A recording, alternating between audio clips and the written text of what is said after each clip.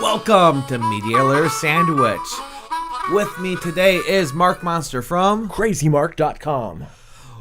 But who cares, because it's all about William from allaboutwilliam.com. I'm Scotty Mayali, better known as Toaden from Toaden.com, youtube.com/ToadenK. This is Medialer Sandwich. If you like us, please subscribe, rate, all that good things. We also have the video podcast if you're listening to us, so you can go to YouTube, hit subscribe, hit that bell so you know exactly when we have new episodes. You'll get an email or a smoke signal or something. Today, we have an artist with us. Oh man, let's go down the list.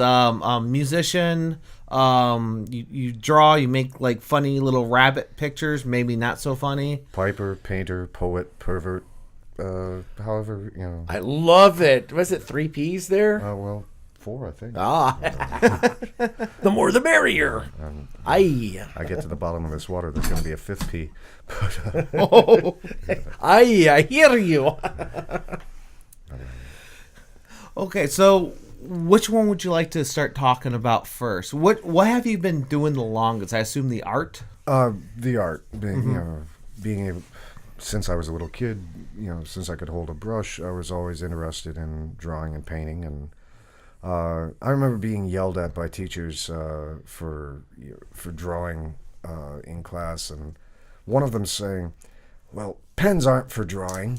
What do you think you're going to do? Grow up to be an artist?" Yes. Well, did you have my instructor? Because that's the almost exact same thing. And then she took it and threw it across the room, broke the pen, ripped the paper, and said, "Get back to doing math." Yeah, I mean, she was the 7-year-old academic's version of Nurse Ratched. Just a demented authoritarian who wanted to squelch all capacity of expression, except for coloring. You had to color well. Within the lines, of course. And I was terrible. I was absolutely terrible at crayons. I despise crayons to this day.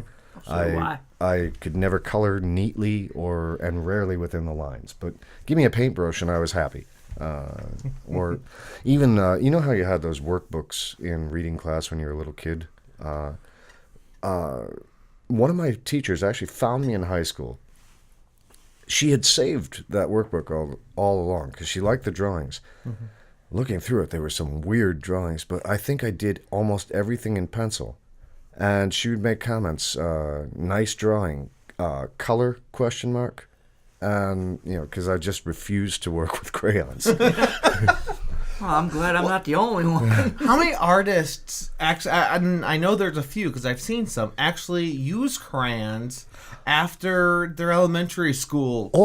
Some of the great classical, one of the good products, except they've sort of changed the formula in the past 20 years, is called Conte crayon. So you guys like Ingres, Jacques-Louis David, those great neoclassical French painters, Ingres could actually, without turning to his easel, sit there and start with a Conte crayon and draw you without looking, doing blind contour drawing and have it be accurate. That's something I'll never be able to do. But there is a place for proper crayon drawing and technique on textured paper, but it's not in line books for children for me. I'm telling you, I've worked with the medians, Conte crayon and passed on. I hear you when you say that the artist could draw you, and usually it's the peripheral vision that they just keep an eye on the proportions while they go after you with the color. Yeah. And there's the interpretive aspect as well, So, but you still work with these medium, right? Once in a while, I'll grab a stick of charcoal or a Conte crayon or something and work on some textured paper. In general, I prefer to paint. Okay. Watercolor was my favorite for a long time. I've switched back to oil recently. But to tell the truth, I ignored painting for almost 20 years. Have you tried acrylic paint with high slow? No, but I've never liked acrylic. The work that you have to do to get acrylic to look like an oil painting, I might as well just do the oil painting and wait for the drying. So in other words, what you're figuring on with acrylics, that they dry flat. You're looking for a brilliance. And they have a plasticky way about them. Yeah. A lot. I will say, back in the day, Grumbacher, their reds, their dye-based reds were very good. But the other problem is, and if you've worked in acrylic, you'll know this. You leave your palette, if it dries out, and you go to work back into your painting, Yes. trying to match that color because it's drying lighter or darker depending on That's the correct. color. Yes.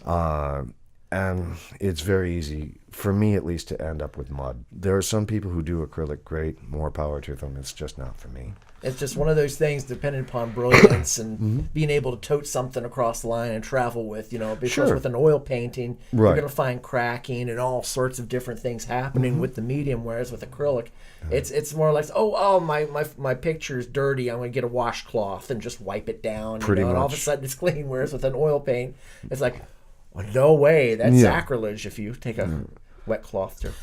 Now, you mentioned you had a teacher that you're thinking about, and one of our questions that we put off to the side, and I really want to ask it right now is, when do you think this was obviously not a favorite teacher of yours? She wasn't a favorite. She wasn't my least favorite by any means, but she wasn't. I was a second grader, so Yeah, when you hear that voice, what is she saying to you? And if she was here today, what would you say to her? Go away. I don't know. I have to say, she wasn't a bad reading teacher. Right. She did have some positive aspects, but Right. on her moodiest days, I think everyone has that instructor. Like, one of my favorite instructors looking back, although I thought they were just out of touch. One of the first classes, this person, he was like, now if you have a voice that's kind of high and whiny, kind of like Scott's, you'll never be on radio. Well, at that point, I already was on a radio station, and here I am doing podcasting that hopefully someone's listening to, obviously, or else I'm just talking to a microphone, which is still fun. It made me laugh. It's like, I don't think that you are on the right side of what you're teaching.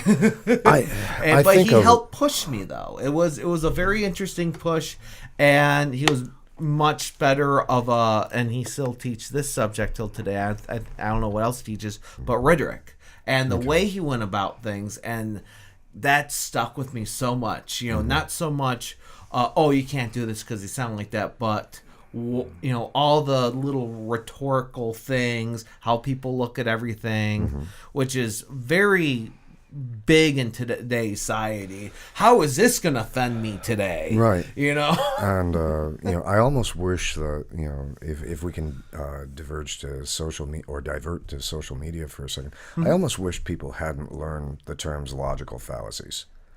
The way they bandy them about, and everybody's trying to be critical thinking 101, and still letting emotional arguments get in the way. There we go. Use these big old words and be guilty of using the same words. He really pissed me off, and I'm going to accuse him of an ad hominem attack and a slippery slope fallacy and a no true Scotsman. And it's like, just please make your point or go away. And but back to the teachers, I think for a lot of people, a lot of kids who are creative.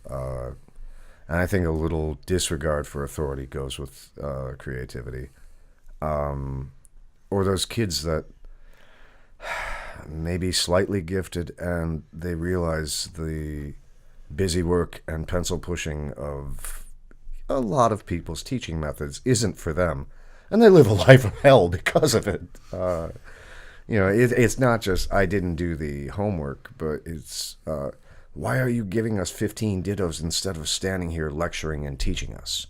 A history teacher who handed out nothing but ditto papers and sat there with a box of Twinkies on the desk and a Coke and a newspaper and just wanted us to be quiet while he read.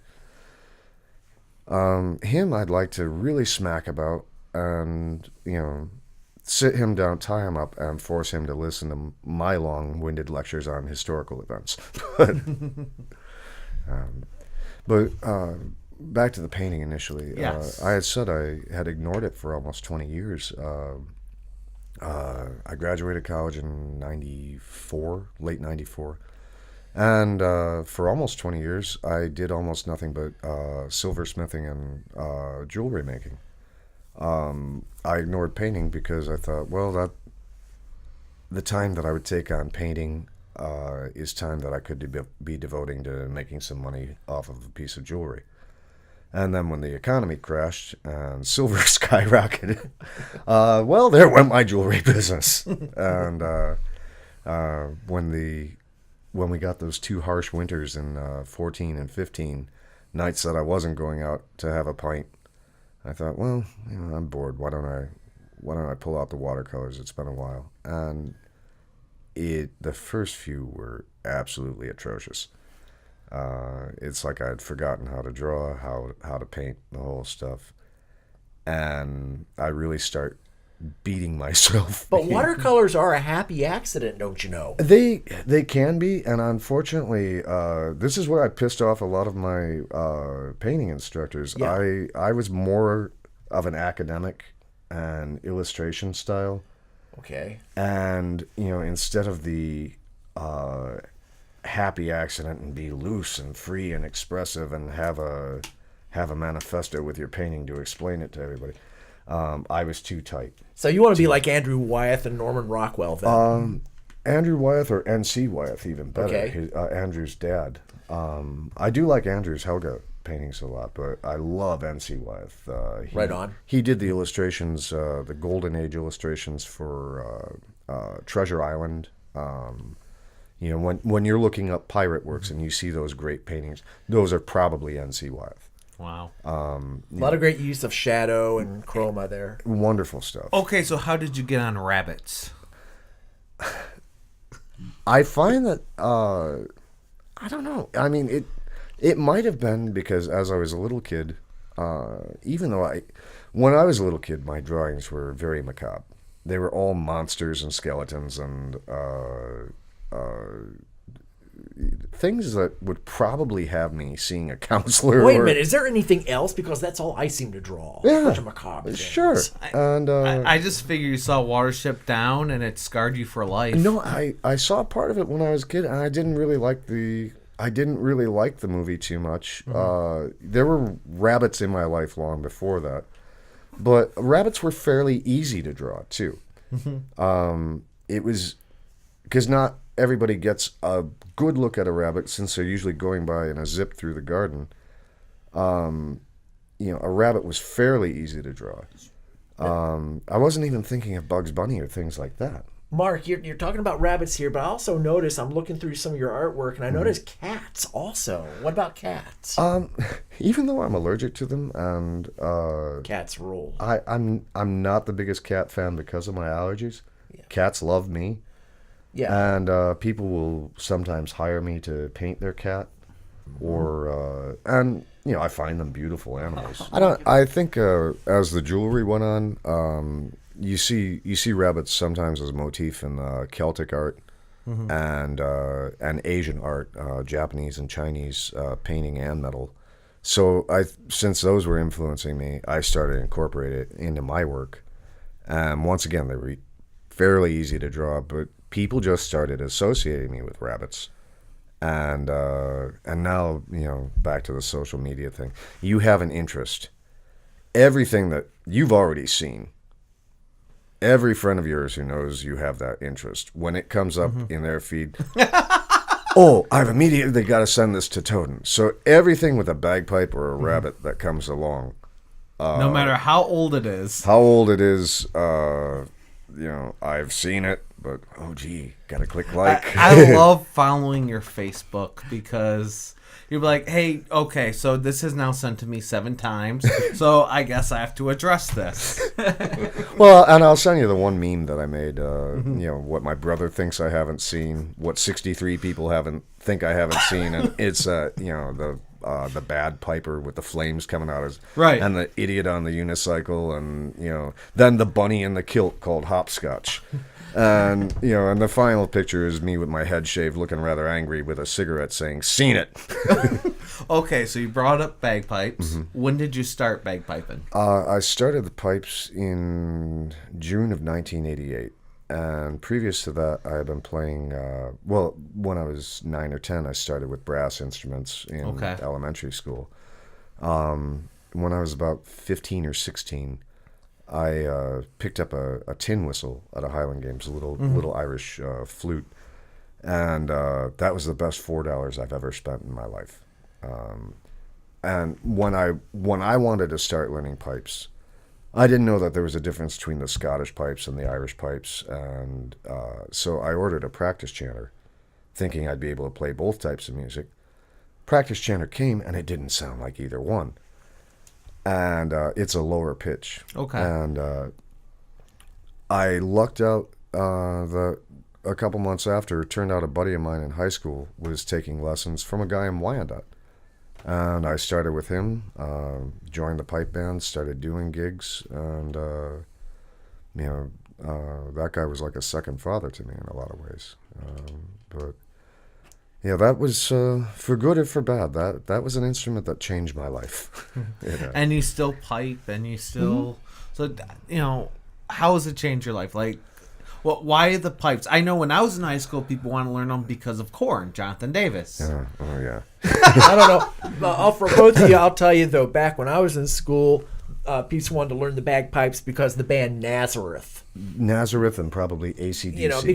Because if you listen to that song "Hair of the Dog," when you get that weird song, that weird sound in the middle of the song, at the end of the song, that's a bagpipe going through a distortion pedal. Okay. Or they just want to play the Michigan Fight song, which, by the way, I think I've heard way too many times. Well, if you've heard me in the Oak on St. Patrick's Day, I have to play it, but it's a money shot. Right. But you playing that and then playing other things is better than another bar I went to on St. Patrick's Day. Catch the audience up. Marc will play on many bars on St. Patrick's Day. You actually do like a tour of like 5 or 6 bars or so. Yeah, I've cut it down a fair bit. Okay. I'm getting too old to do a heavy day, so I usually go from about noon till about 8:30, and that's plenty enough for me anymore. There was one St. Patrick's Day before I met you, before I've seen you play. I was actually doing a ton of homework. I was like, okay, cool. I have time for like one drink. So I go to just walk to the closest bar to me, and a guy came with bagpipes. I actually walked into the bar. They were playing a bunch of rap music. St. Patrick's Day, I'd rather hear Flogging Molly's or something. Sure. So I turn around, I start walking out, see a guy with bagpipes walk in, follow him back in. And then he played the Michigan Fight song and some funeral songs. And it's like, I'm wondering if I should have turned around and walked back out, but Well, you have to. it's close. You have to keep the crowd happy. Everybody wants Amazing Grace. Everybody wants, the Scottish song, Scotland the Brave.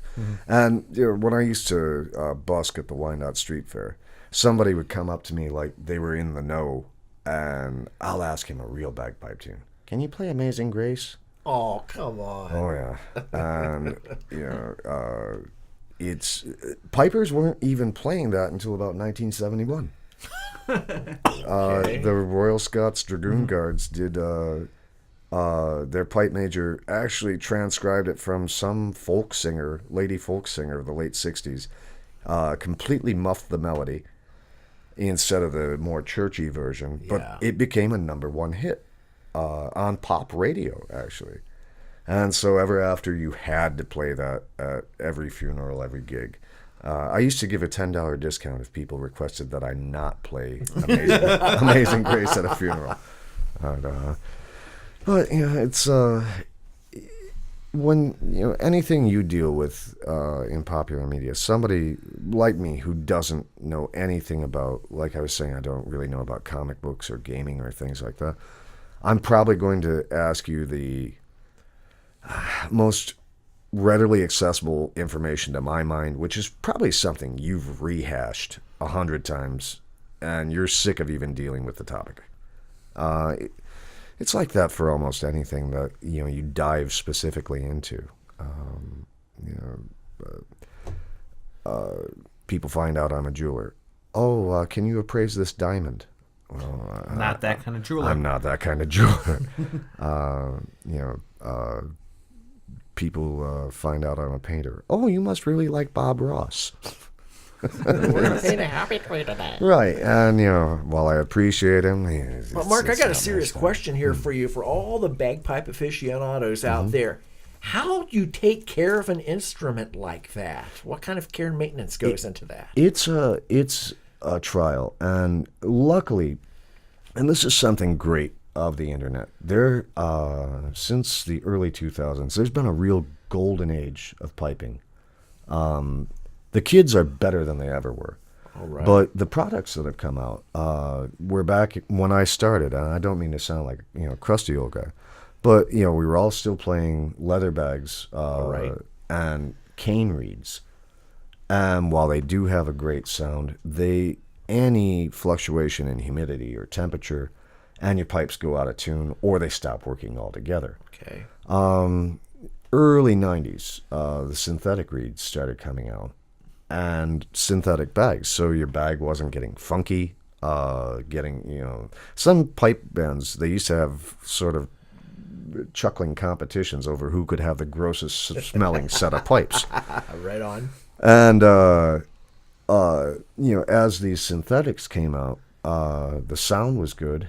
You were able to maintain more at a gig without having to, dry your pipes out and, the horrible maintenance level before. And kids practice more. Fantastic. But, the general care of it is, you make sure every fitting is tight. Anywhere there's air leaking out, there's a problem coming. Okay. You make sure your reeds are tight in there so they don't drop down into the bag middle of the gig. Not like that's ever happened, but The video version is always different than the audio version. It is a fairly complex instrument to maintain because there are a lot of parts that go into it that are at the mercies of temperature and humidity. So, but once again, with the synthetics, life has become a lot easier. And, I can go to a gig, walk in from outside, and be pretty well assured that my pipes are going to be in tune. That's excellent. This is great information. These are things I've never known. When I see bagpipes, I think, oh, yeah, this is a bag and pipes, and really, what else is there? But a lot of people think it's like a flute. And it's more like an oboe and 3 clarinets. Every tube you see coming off there, there's a reed in there, which wants to misbehave as soon as it humanly possibly can. And if you don't beat it into submission, it's, you may have a bad day of it. It's like the Bugs Bunny cartoon. It's like, it's bagpipe. Oh, yeah. And beat it down, beat it down, beat it down. And now you also make bagpipes as well. Mm-hmm. That was an act of poverty, actually. Mm-hmm. There was a guy in my pipe band who had a set of what are called Scottish small pipes back early 90s, and he paid $1,000 for them back then, and he wouldn't let me play them because I wasn't up to his level of piping. And I thought, snitty. Right. I thought, I'll show you, you bastard. And I went and I had a friend make a few pieces of wood that pipes could plug into. I had the local bootmaker sew down an old bag, and I got brass telescoping tubing. And I constructed my first set of drones out of that and used my practice chanter. Mm-hmm. And I brought it to pipe band practice the next week and was playing. He's like, "You sick shit." But he did call me a genius. But and unfortunately, another guy in the band down closer to Ohio, he mentioned it to somebody at a Highland Games what I had done. And pretty soon, this company called Bagpipes Galore is selling these little sets with telescoping tubing. They stole my idea, but nothing I could do. Right. It's not copywritten, so it's not like But Yeah. eventually, I decided I really wanted to, make some sort of instruments for myself. And once again, not being able to afford them, I bought a lathe and, taught myself that aspect of woodworking. I could already do metalworking, so, the metal bits on pipes weren't going to be a problem. And another man I know who makes pipes professionally, because still I consider myself a hobbyist, who makes them professionally, said in his statement on his webpage, I couldn't afford a set of pipes, small pipes, so I thought I would make a set myself.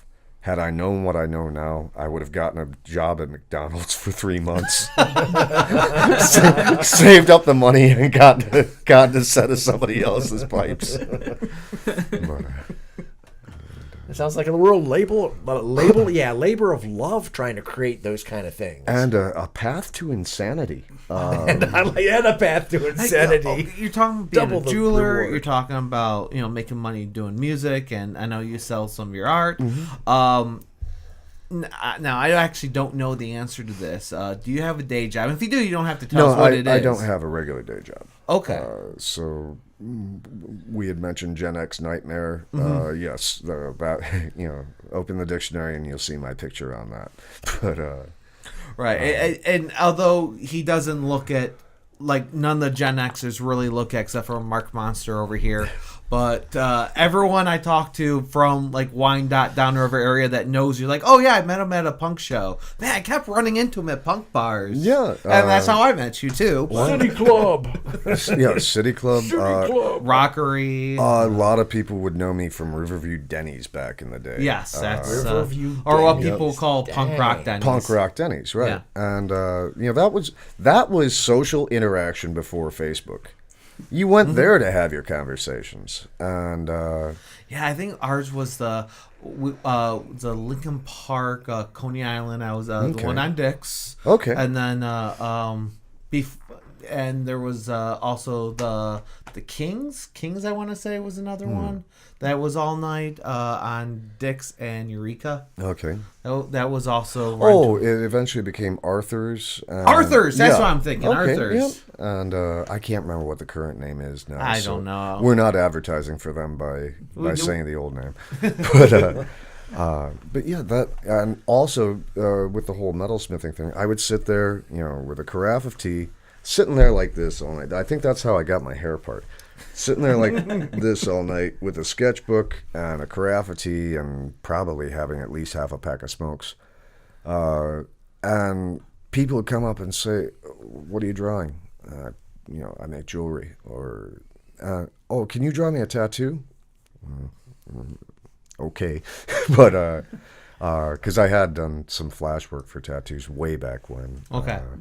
But, if they because it wasn't what you were going to see at Trenton Jewelers or Service Merchandise, Oh, that's an old name. Yeah. Service. Yeah. Anybody for green stamps? No. Anyway. Helsberg diamonds, or I was willing to do stuff that other people wouldn't. The Thor's hammer that you wear, I back in the City Club days, I made a number of those. And This thing right here is from Spain, España, Galicia. Thanks, Pia. Yeah. And Galicia has a great silversmithing tradition. Yeah. And but I used to make. There was that at the same time. There was that Celtic Renaissance during the '90s, which piping benefited from. Then there was that Viking Renaissance, and the resurrected interest in it. Speaking of which, there's that one illustration that Marc had created that you really fell in love with there. Yeah, and I always call it Bunny Cthulhu. Yeah. But it's called Bunthulu. Bunthulu. Yeah.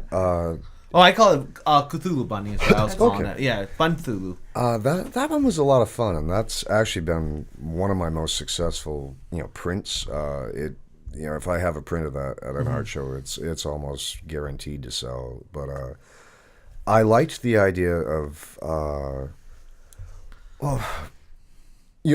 Again, the video version is different than audio. We will put on the video. We will show some of these. Okay. And Mark, don't.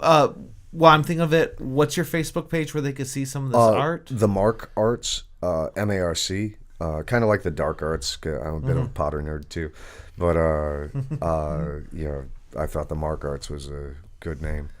But I like the macabre, but I don't want to smack people in the face with it. So I like putting a little bit of cute, and then the macabre sneaks up. Right. One woman bought a Bon Thulu print. She had it hanging in her bedroom, and her grandmother came in, 70-something, and she said, "Oh, what a cute bunny! What the?" She still liked the painting because she had, as a youth, read H.P. Lovecraft, and so she was familiar with it. You know, points to her for picking up the reference. But yeah, I don't want to be blood and gore. I want the creep factor to sink in a little later. And there was one I did of it looks like a very cute baby in a garden, and he's all smiling and happy, and when you look closely at his hands, he's got a little fairy in his hands, and he's ripping the wings off of it. And there are other fairies, you know, scattered around, hiding from him or looking on in horror at the fey atrocity that goes on in front of him. Are you familiar with Tom Smith? No. He local folk-ish musician. I see him in concerts at many of the local cons. I just saw him at a Continuum and playing a song that I hear him play several times, which is all about smashing little fairies. Well, and it's a very nice, upbeat, happy song about killing fairies. Yeah, probably influenced Terry Jones from Monty Python. You know, to me, one of their best writers. He and Brian Froud, who designed a lot of the creatures for Labyrinth, they did a book together called Lady Coddington's Book of Pressed Fairies. And it's sort of along the lines of an illustrated diary of a country gentried woman in England. And she goes up in her garden and finds fairies, you know, by a flower and smacks them. And, you know, and they leave an imprint on the page, but we later find out that the fairies thought this was a game because they could disappear, but they'd leave, you know, and Froud's illustrations, he takes a lot from one of the same artists that I really love, Arthur Rackham. 1890s did the original Peter Pan and Kensington Gardens illustrations. You know, when you see Peter Pan referenced on a webpage, almost certainly, if it's not the Disney drawing, it's going to be an Arthur Rackham drawing or painting. And you know, so the greats all steal from similar sources. Yeah, we all have our influences. You still spend a lot of nights hanging out at the Rockery? Yes, unfortunately, I spend way too much time, and my liver doesn't like me for it. But I have to say, the Downriver Lullaby was written there. I can understand why. Oh man! Yeah, anywhere that place has seen more owners. I mean, the staff runs that place. And well, while we're on the subject, I don't know when this is airing, but today I formed a GoFundMe because the current owners are trying to sell the place again. Okay. To a man who would see it ripped down and turned into more parking lot. And wow. The managers, Justin and Ian, they want to buy the place. And so I've started a GoFundMe. It's called Help Save the Rockery. They should own that place. They really ran should. That place longer than any. They've been there longer than any owner has been. Right. And you know, it's become, like it or not, you know, whatever people say of Downriver, there is a lot of talent here, musically, artistically, and you couldn't do this at most sports bars or the places that you see the cops called to all the time. I think I've seen, in all the time I've spent at the Rockery, the cops come in or show up there maybe 3 times. Now, you look across the street to the places who will go unnamed. Any night, especially during the summer, you see a fight being broken up. It doesn't happen at the Rockery. And, it's formed. And the Rockery is a punk. It is. It's a punk venue versus these other ones, which are mostly Your upstanding citizens. Oh yeah, you're good sports fan peoples. But in the time that it's been going on, there have been bands from like Germany, Ireland, Brazil, Japan. My band. Yeah. My band played there. No, actually, the insides, the acoustics are fantastic because of the wood all the way around. Right. So it's one of those places where I don't even know who's playing, and before I had to get up at the crack of dawn, I'd be there all the time, and I didn't even know who was playing that night. I'd just show up, like, I guess I'll check these people out. Right. And it could be a heavy punk band, or it could be a punk country-ish band. Yeah, like folk punk, bands like what was Ricket Pass, or a lot of the bluegrassy punk.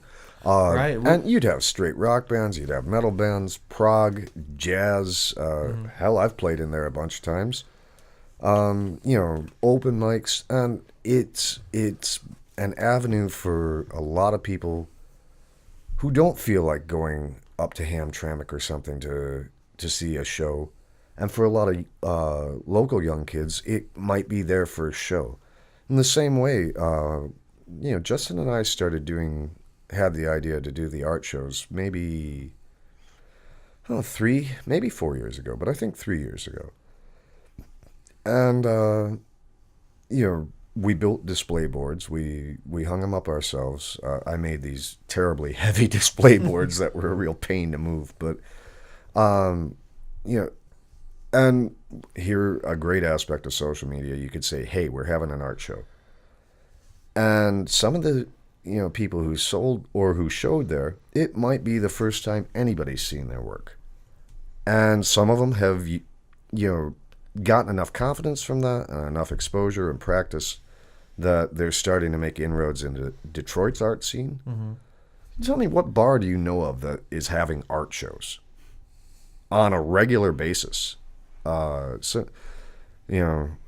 I can plug the GoFundMe, if this is on absolutely. In time. Yes, please. Absolutely. Look up Help Save the Rockery on GoFundMe. Now, the goal is $10,000. That's going to get the down payment paid. Mm-hmm.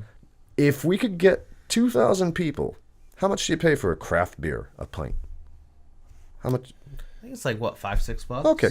So if we could get 2,000 people to pledge $5, everybody drinks on their credit card these days. It's not that hard to, buy the Rockery a pint, as it were. 2,000 people doing that would have 10,000 easy. I don't know. I want to see the place continue. It's sort of the island of misfit toys in some ways, which is a great thing, because where are those, where would you and I have met outside of the Rockery? Yeah. And, it's generally, you hear, every once in a while I'll see newspaper comments, if somebody was stumbling from one of the other bars and happened to fall in front of the Rockery and crack their head, it ends up in the paper. And I hear, the upstanding citizens or read their comments saying, oh, that place is sketchy. All right, 12, 15 years ago when it was a biker coke bar, yeah, it was sketchy. But now it's actually one of the safer places for anyone to walk into. Well, we have one more question, and it comes from Questions from a Hat, and we want other people to contribute. If you give us a question that we put in here, we'll put your name in it, so we'll totally give you a shout out, whether you put in your Facebook page or Twitter, or just say hey, whatever, YouTube, whatever you want to shout out. If we put it in here and it's used, we will shout you out. So we always give a shout out to Carl Marshner because he contributed a few questions, and we forgot to do that with him. So go ahead and pick a question. Well, he hasn't gotten to do much. Let him pick the question. Go ahead. Yeah, and read it. Yeah, let me read it first just to make sure. Nah. Fury answered that one. Fury answered that one. Keep going. If you could be any animal, what would you? No. Yeah, I think that's a good one. Because because he's anti Bob Ross a little bit. So not anti, but What mistake did you learn the most from? The happiest accident? Oh boy. It may take me a second because I've made a lot of mistakes. No, I shouldn't do that. Oh, let me think for a second. And just sing the most pressure sounding song. Maybe I'm bad that I don't learn a lot from my mistakes. Well, you've mentioned that you prefer structure over, Yeah. the whole happy mistakes thing's Bob Ross. That's why. Well, know. yeah. Well, you had to stumble on some things, even with your first bagpipes. You talk about how you stumbled upon. The one mistake is make sure your wood is chucked in tight to your lathe before you turn it on. Make sure it's well centered because it tends to vibrate itself. Well, in all your art, including jewelry and all this stuff, I'm sure there's been something where you did, I didn't mean to do that, but that came out well. Yeah. And then you kind of... things like that, though, if I had to go into the minutia to describe it properly, it's going to bore your audience to death. Mistaken alloys that I found out when I was brazing them, and just sweeping up scraps of metal from around the shop. Wait. Did you hear that? Somebody just turned the station and listened to us. They heard mistaken alloys, and now they're listening with all attentive ears. Keep going. Wait, people listen to things other than video on demand? Huh. But, casting just these jungle juice piles of metal that I found out when I was brazing it, the silver might rise to the top from the heating. And after I polish it, wow, that's like a weird silver plating. Learning not to, and this is a tip, if you're a watercolorist or, working on watercolor paper, don't erase. Put your sketch in there and try not to erase, because when you do, even if you've got a kneaded art gum eraser or the best vinyl eraser, it's going to rough up the surface of the paper in a way that it's not going to accept pigment properly. Masking fluids, although they're really, really valuable, when you take the masking fluid, it changes the texture of the paper. That is a mistake I've learned a lot from. And have you ever played with the different textures from after erasing, though? Sometimes. A couple times I used it purposely, scuffing up. But usually I like my surface to be kind of pristine. So a lot of times what I'll end up doing is I'll do all the sweat work of the basic drawing on a sheet the same size that I intend the finished piece to be. And I'll lay down my sketch with all the erasure marks, and then I'll transfer it in carbon pencil or carbon paper. And that way I've got a nice clean surface to start with. My images there. I even do that on my oil paintings now, because I don't paint on canvas anymore. I paint on board because I like the smoother aspect.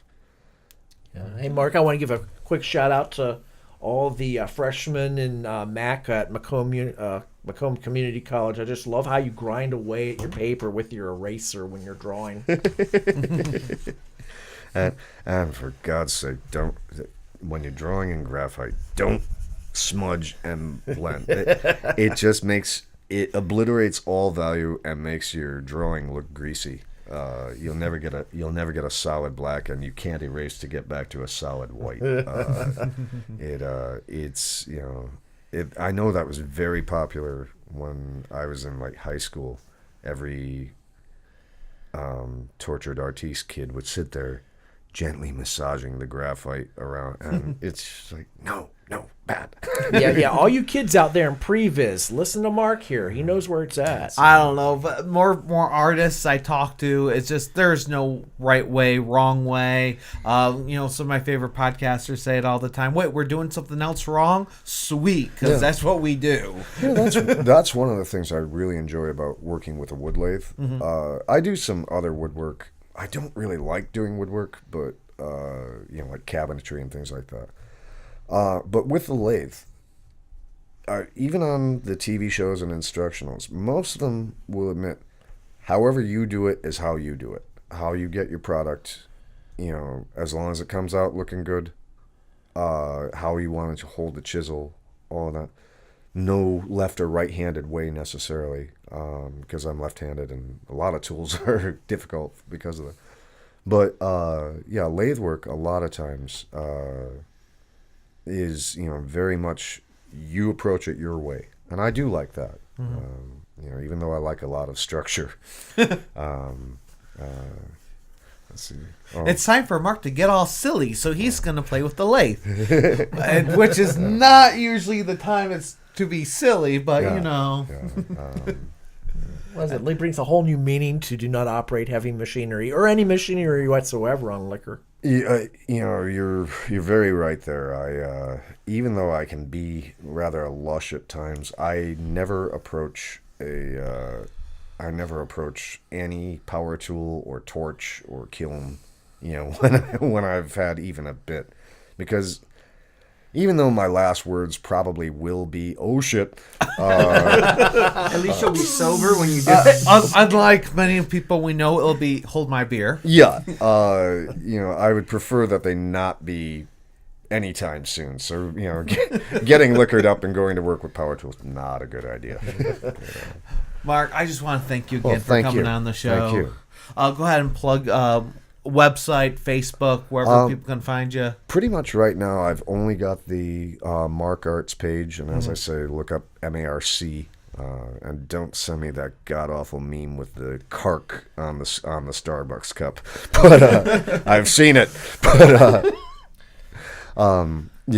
for right now, I've only got the Marc Arts page. Okay, on and you Facebook. post stuff on there about your art shows and about the rockery. Right. And that's a good idea. I should post the GoFundMe thing on the Marc Arts Absolutely. Don't worry. This podcast will come out in about a month, so it will be there by then. Yeah, and then again, Facebook hides everything that you put on your own page. So right. And with us is Marc Monster from CrazyMark.com. As much as we love having Mark here, may I use your last name, Blur? Blur is my social media name. Real last name is Bourassa. Okay. So I only know you as Mark Blur. Most people do. That's fine. That's a sweet name, though. That's fine. Even though we really love having you here, it's all about William. Always about William.com. Is it always about William.com? I thought it was just all about William.com. It is all about William.com. Okay. That's right. Okay. And of course, this was Media Litter Sandwich, and you can find all our episodes at MediaLitterSandwich.com, both audio and video there. If you do want check out the video, you can find that at youtube.com/ToadenK or my website, Toaden.com. Thank you for watching. Thank you for listening. Hope you enjoyed our conversation. May the algorithms be in your favor. Thanks for having me on. Thank you very much.